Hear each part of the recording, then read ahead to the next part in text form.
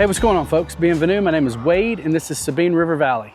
Well, I know that I show a lot of flail mower videos, and maybe not everyone has a tractor that they can run a flail mower on. And if that's you, this might be your video. So behind me, I have an ATV mower from Victory Tractor Implements. And this is meant to be pulled with an ATV, like a four-wheeler, or a UTV, like the Bighorn, and that's exactly what I'm planning to do with it. Now let's say you do have a tractor and you can pull a flail mower with it. Well, this still might come in handy for things like trails out in, in heavy wooded areas that you don't want to get your tractor in. Maybe you have a cab tractor and you don't want to get it in there, or just maybe you've got some really tight places. So this one here that we're going to be looking at has a 48-inch cut. It's about, I think it's around 55 inches from wheel to wheel. So maybe you've got like a 6-foot rotary cutter or something like that that's just a little too big to get in some of those, between some of those trees into some of those areas, but you can get your UTV through there. Well, if that's the case, this could possibly be a great solution for you in those circumstances. So let's get it out of the crate and kind of see what we're working with. Now, when you get one of these crates have these little tabs on them. All you'll need is like a flathead screwdriver to flip them up, and maybe a pair of pliers. So I'm going to use the Nip-X and a flathead screwdriver, and we'll get these bent up and then pulled apart.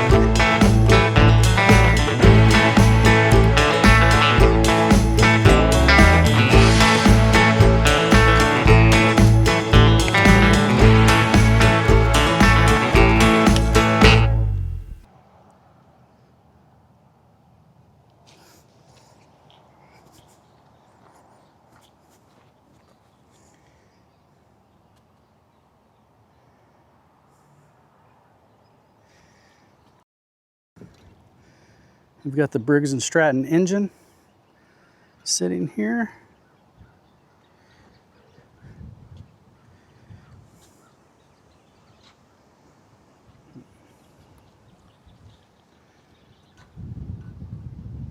All right, for the second Victory implement, we got a great manual. I mean, I don't know, I haven't read all the way through it, but it just is a well put together manual, right? It's not just some paper stapled together in there. This is it's an actual book. All right, so we're gonna have to assemble a few things, and come through right over here. Assembling and operation. So we've got the mower with the engine sitting on top. We've got the wheels on both sides, and they will allow you to lower and raise the wheels on this. And we've got the front hitch assembly. We have some, looks like some type of supports here, number 5. It just calls it triangle plate weldment. So some type of supports, and then we've got all the bolts and everything. So we're gonna definitely need to get 2 through 5 on there, and then I guess you use the rest of it to mount all of that. So the first thing it tells you to install is the hitch, the towing assembly. So we'll get that installed. So the hitch actually mounts up with this bar right here, and there's a cotter pin you got to take out. Cotter pin? I think it's a cotter pin. It's the kind that you squeeze together, push out, push back in, and then bend over.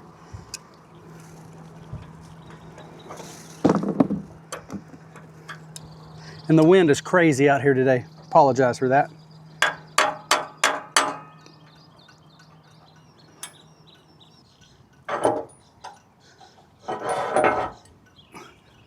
The other side has the same thing.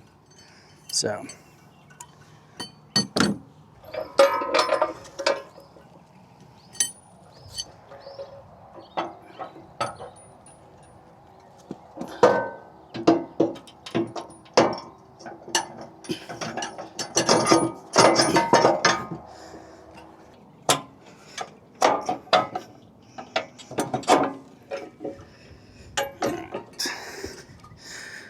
That wasn't too bad at all.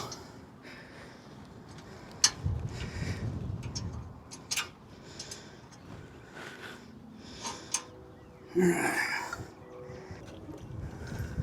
also got this turnbuckle here that it looks like is going to mount underneath that will allow you to make adjustments for this, maybe to help tilt the front with it. So get that installed.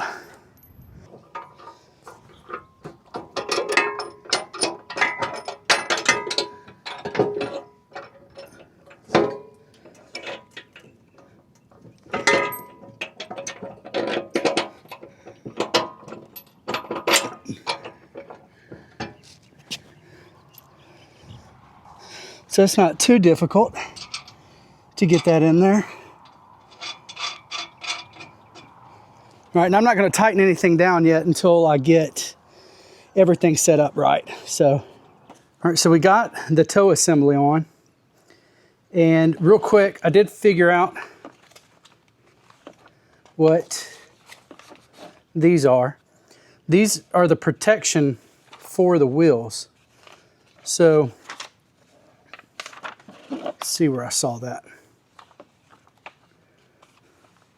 Well, if you come to the front, you can see it looks like these keep any material or anything from sliding directly at the wheels. It kind of pushes them off. So on both sides. So next thing is we're going to install the wheel assemblies. But you've got your adjustments on there. So the adjustment here is not installed on the wheel. I've got to install that. So it bolts onto the wheel assembly, but then it also has a bolt onto the actual mower itself at this point, and then the wheel assembly has a bolt here. So those two areas are where we're bolting this in at. So in the last video, I made a comment about one of the bolts feeling like it was an 18mm, but I don't have an 18mm socket. Well, the bolt heads on these smaller bolts, not on the big one, but the smaller ones are 18mm. The bolts, or the nuts, are 19. So just so you know.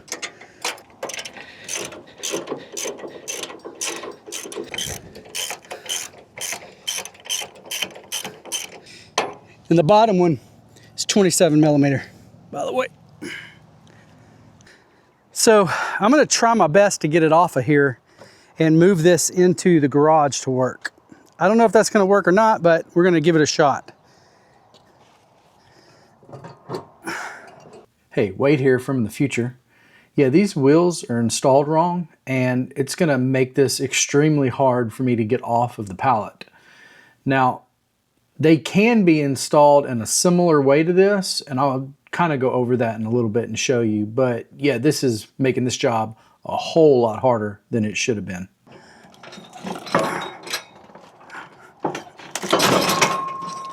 Oh, it's heavy. It ain't light.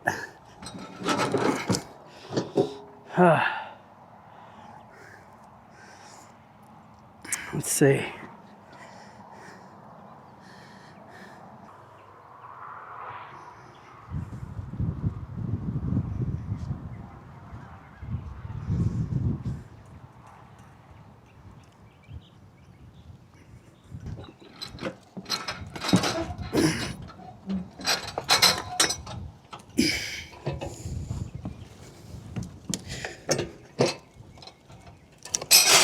Remember, lift with the back, not the legs.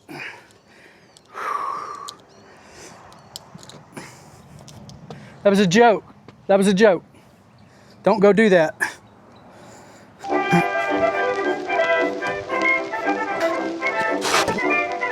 Let's do it.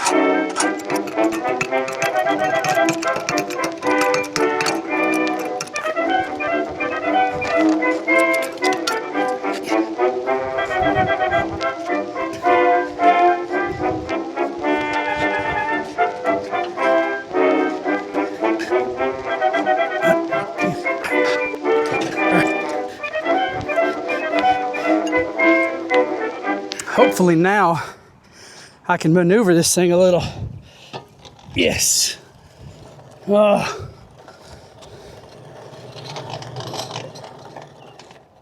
Nice. All right. So I'm gonna go ahead and hook this thing up to the bighorn and pull it into the garage. It's getting close to 100 degrees today. So we're gonna try to do this under some shade.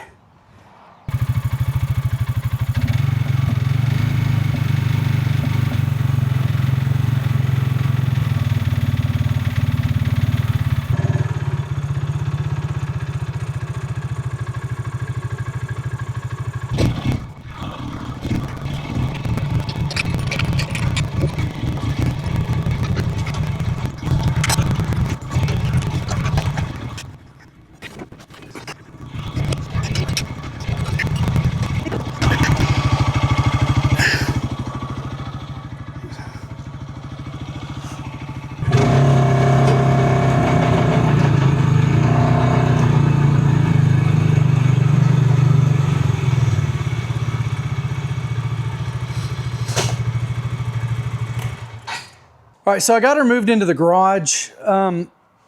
It's like 100 degrees outside. So, well, not quite, not yet. It will get there, but it's real close to 100.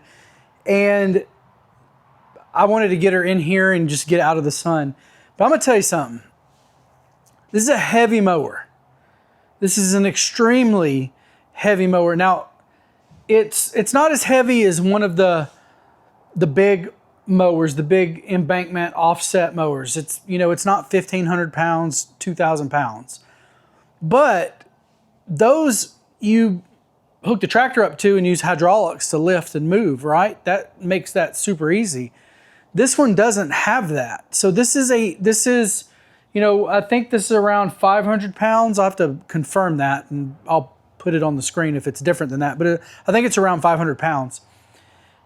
But you're manually moving that, and 500 pounds is not something that you just move. It's not something that you just bump with your hip and make it move over. It doesn't work that way.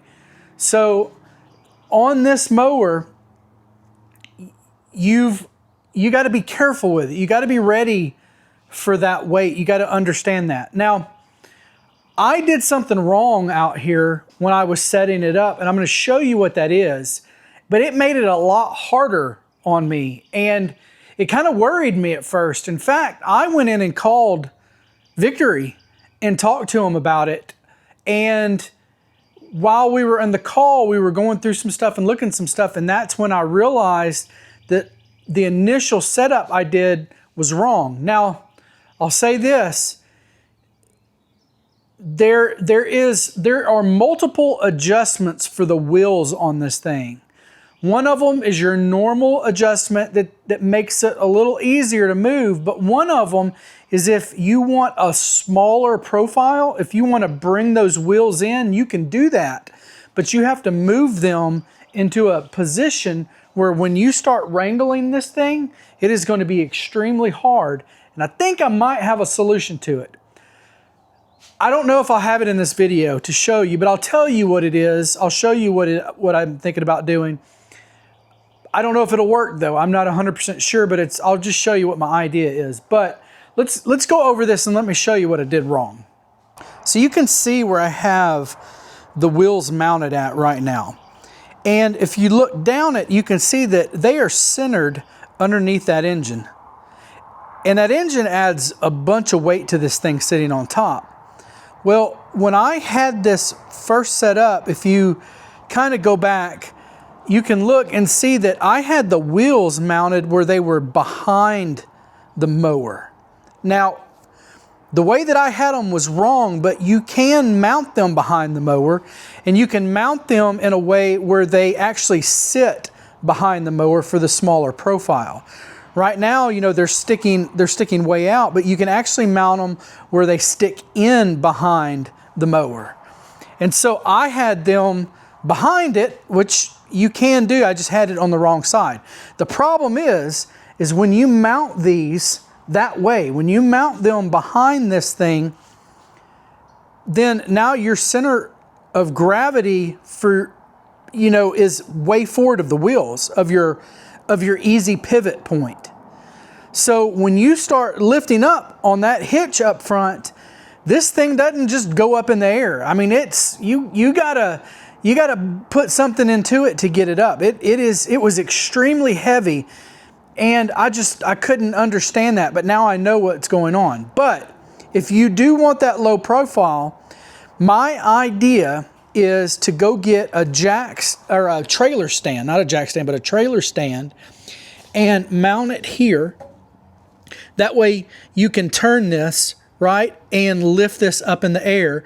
And hopefully there's enough room that when you're done, you can unlock it and twist it over, and it will sit here out of the way where it won't get in the way of the ground with the mower or anything.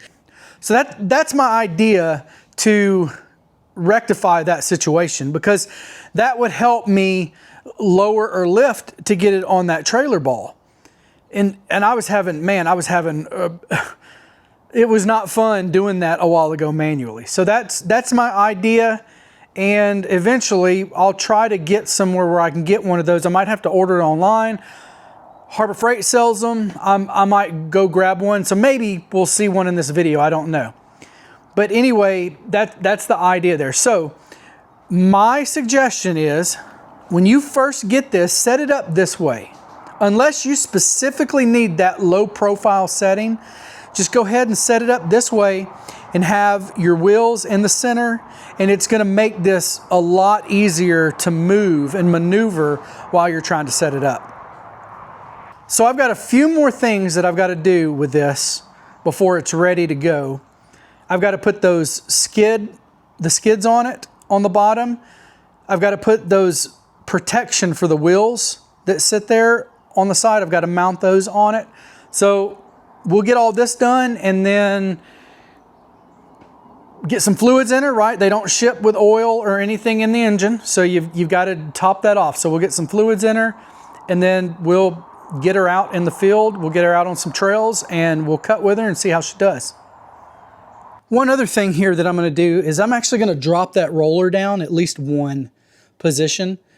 I've got it all the way on the ground where the roller would be rolling on it, and I don't like that height for the trails out there. I don't think I do. So I'm just going to go ahead and lower that roller down one. And then if we need to adjust it some more, we'll do that. So if you do want to move these wheels to the smaller profile back, you might have to take this here, unbolt it, and move it to these when you do it. You want this in a position where it's easy to turn. A while ago when I had the wheels on wrong, the position that I had it in made this extremely hard to turn. It wasn't easy. But right now, I mean, I can move this. You know, there's some force that I need to use on it, but I can do this in this position. It's a lot easier than what I was dealing with when I had it in the wrong position. So I think you'll know when you get it in a position that's wrong, that it's wrong. So you might have to adjust this and move it to this second position on here if you swing this around and have the wheels on the inside. All right. And this isn't heavy at all, so I think this will be a fairly easy install. Now, since I'm going to drop the roller down, I may,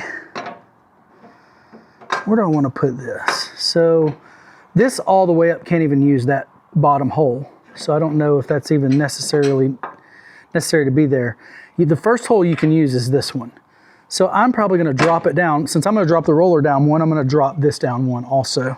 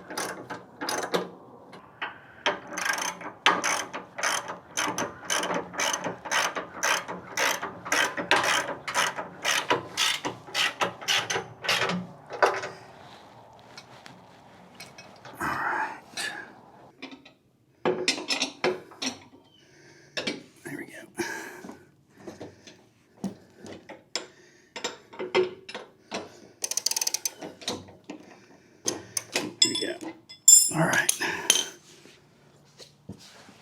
You gonna see the hammers while I'm down here? They're pretty thick. They're pretty nice here. You have to. Hey, what's up? So these are the hammers underneath.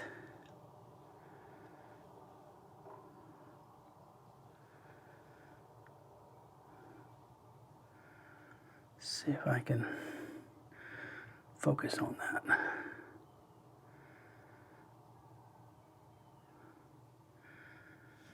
And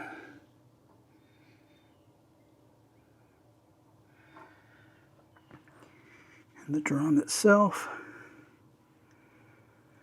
I think that's just some dirt on there. Oh no, it's where it was, that paint stuck on the back of that. That's funny. That's what she looks like underneath. If you watched my last video, can you tell me what I'm not going to do with this roller? Now, I might have to loosen it though, but I'm definitely not doing anything else but loosening it.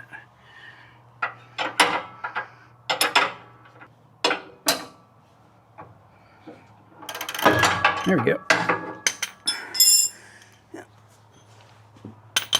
Just loosened her. And if you don't know what I'm talking about, go back and watch the last video. I learned real fast how not to drop the roller.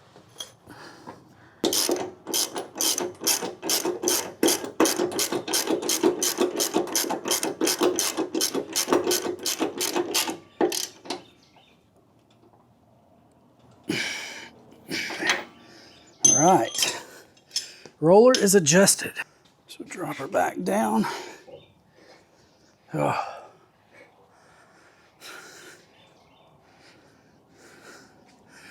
Going south is way easier. Feels like you're going downhill.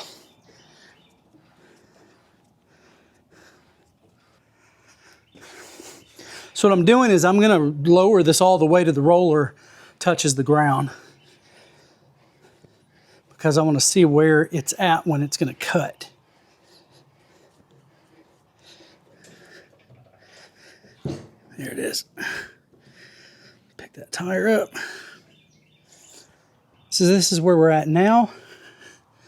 And let's see. You can See, I got a good gap there now. So it brought it down a pretty good amount. I think that would be a good cut right there. Now there is one other place on here that you make an adjustment, and that is underneath the hitch arm. So there is a turnbuckle under there. Now when I adjust that, what I want to watch for is actually right here, and that's on the skids.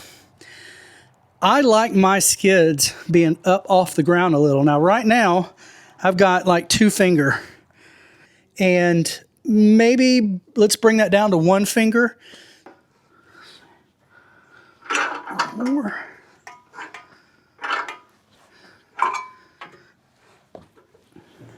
Yeah. So, and the turnbuckle has bolts on it. So, I mean nuts. I keep saying bolts. It has nuts on it, so you can lock the turnbuckle from being able to move. So right here, where you connect up the 3-point hitch, you've got a center hole and then you've got a hole on each side of it. Let me show you what that corresponds to. If we come to the back of the mower and we look at where it is sitting right now in relation to the bighorn, you will see that it is offset some, which is great. That's nice that you can offset it. And I like it that it's offset to the driver's side. So you can just kind of turn your head and look.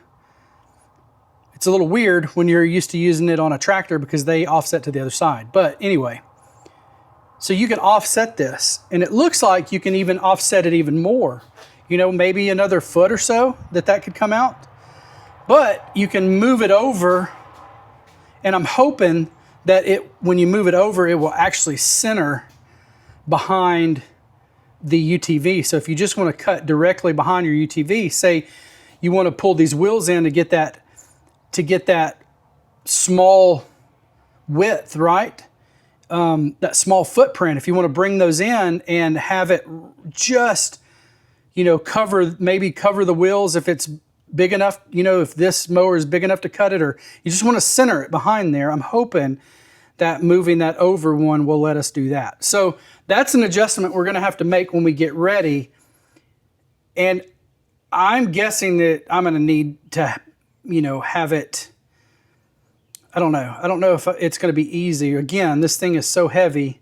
Maybe I can move it and adjust it by hand. I don't know. Let's give it a shot. Let's see what we can do. All right, let me find out which. So it's a 24. Yep, 24 on top. And I'm just going to use crescent wrench on the bottom. This one in the back, I might have to loosen just to make it easy to move.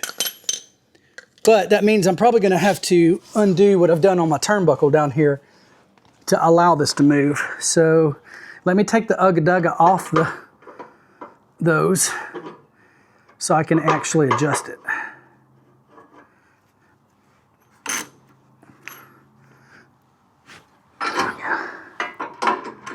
So, yep, there. So,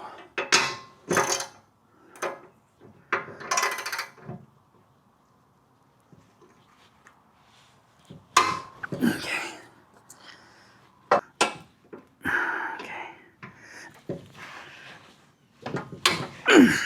Man, that sucker. Oh, they got the guy that puts the hydraulic filters on the TYM tractors to tighten this up.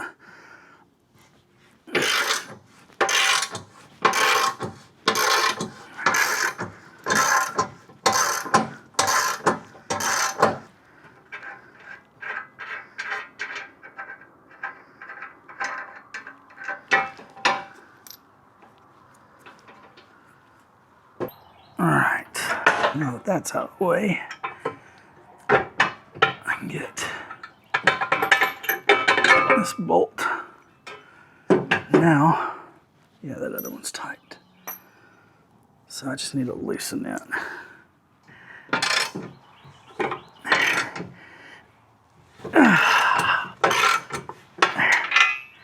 That ought to be enough.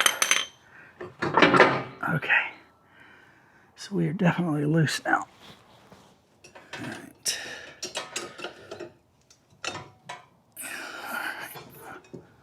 There it is. I think that's right.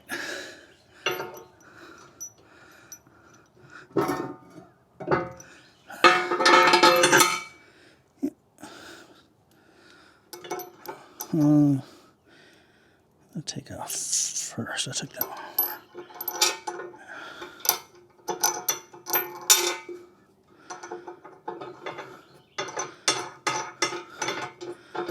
All right. So you can see now that it's, I mean, I think it'll straighten out, but it's centered with the UTV now.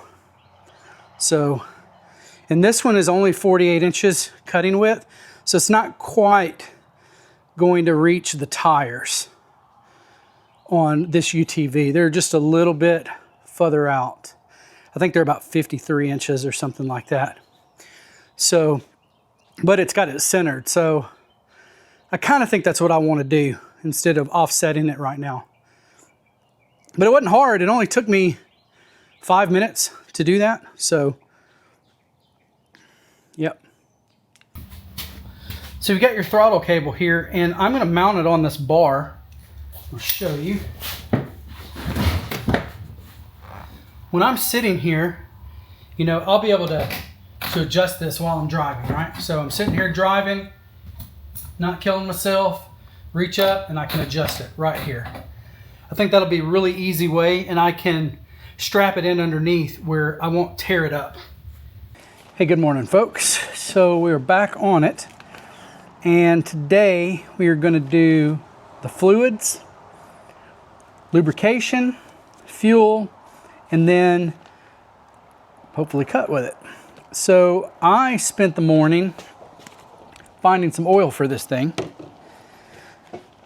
There is a manual that comes with it for the engine, just for the Briggs & Stratton engine. And in here, I've gone through the different type of oils. They give out 5 different ones that you can use. There's SAE 30, 10W30, 5W30, synthetic 5W30, and what they call Vanguard synthetic 15W50.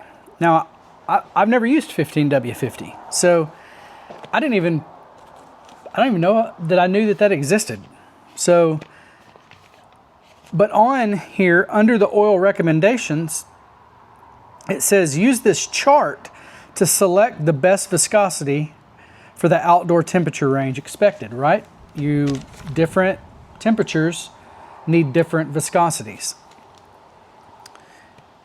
But then underneath that, it says Vanguard 15W50 synthetic oil gives the best protection in most environments, as well as superior protection for equipment operated in hot temperatures. So you can see in here that they're pushing this Vanguard 15W50. Now, I don't have Vanguard 15W50 anywhere near me, but good old Wally World had Mobile Oil full synthetic 15W50. So I picked up some of this morning. It was like 23 bucks for 5 US quarts. So that wasn't bad at all. So I've got the oil. You know, I use my Valvoline grease that I'll put in there, and I also got some 100% non-ethanol fuel for this morning while I was out. So that's what we will put in here.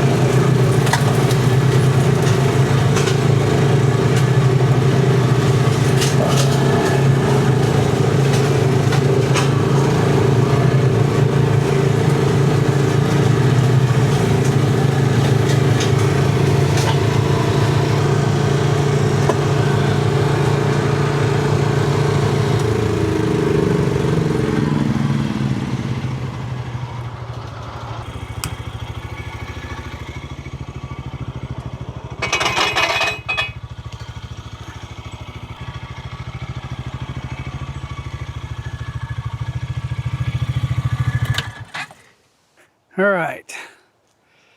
That was pretty cool. Let's walk down here where I started. So this is what I'm getting at the moment.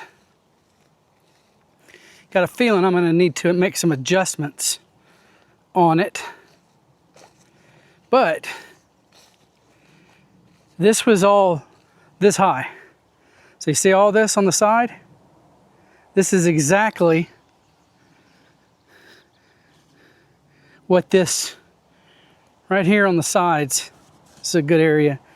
All of this was the center of here, and you can definitely see an open trail now. Did y'all see the deer that jumped out? Hopefully I got that on camera.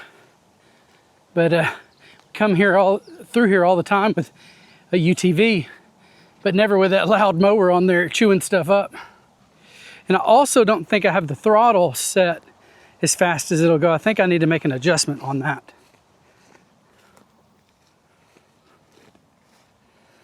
But you can definitely see that we cut us a good trail through here.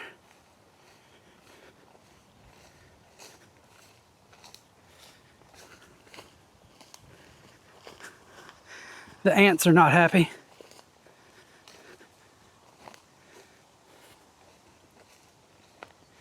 And this in here is where I really wanted to get. So this is all cut back. I mean, this did great. This was terrible. This was waist high in here.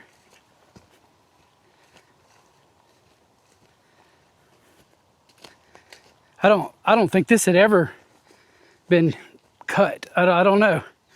Not by me, at least. But you know, I don't know what they've done in the past, but yeah, now this is great. Man, this is awesome.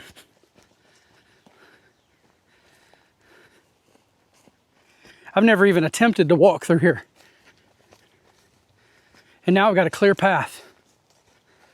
So I think she is definitely worth it for trails. This wasn't real. I mean, it definitely cut through here, but this wasn't real high or anything. The sun doesn't really get into this area. Little canopy here. It's really nice right here, actually.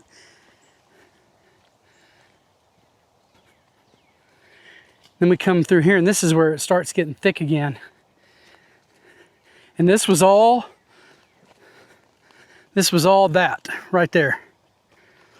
All that. All of this over here was all through here.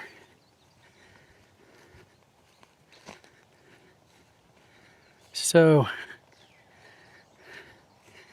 you can look down there, you can definitely see this is a good place to show you. You see the grass here up on the sides. That's how tall that was through there. And now there's a clear trail, clear path through here.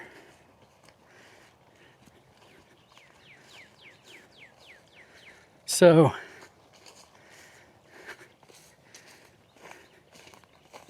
maybe we can get some time on her in some regular grass, like out here.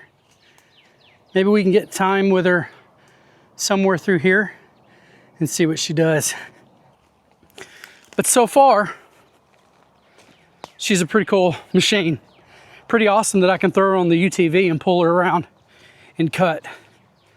The safety switch worked great.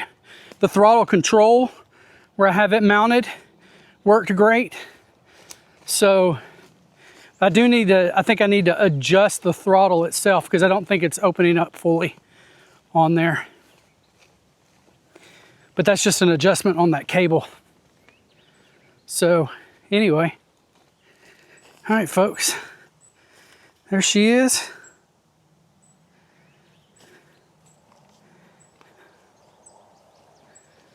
The Victory ATV-48XT with a 13.5 horsepower Briggs & Stratton, which did great. Wheels are easy to move and adjust, to take up and put down.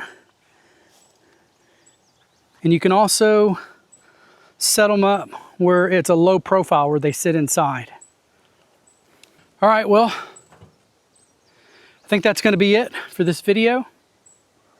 We'll get some more footage of her soon. But I appreciate you watching, and Lord willing, I'll see y'all on the next one.